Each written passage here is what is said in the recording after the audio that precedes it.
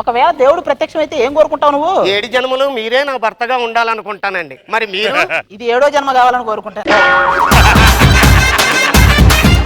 విన్నెలైనా చీకటైనా చేరువైనా దూరమైనా నీతోనే జీవితం. శేషు, వరదల్లో కొట్టుకుపోతున్న నన్ను ఇంటికి తీసుకుపోయి కంటికి రెప్పలా కాపాడే శేషు. తెలియక దాన్ని నేను పెళ్లి చేసుకున్నాను లక్ష్మి.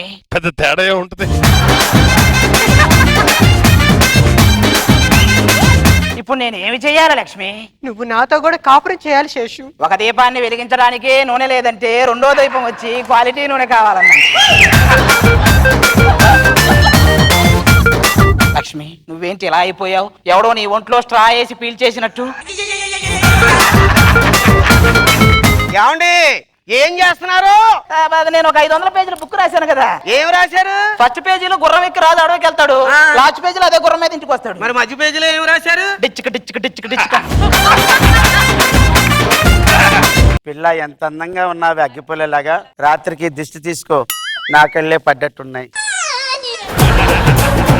మా అమ్మ నాన్న నాకు ఒక మంచి పేరు పెట్టారు, ఆ పేరుతో పిలవచ్చుగా. ఏంటో నీ పేరు? మిత్రబిందా.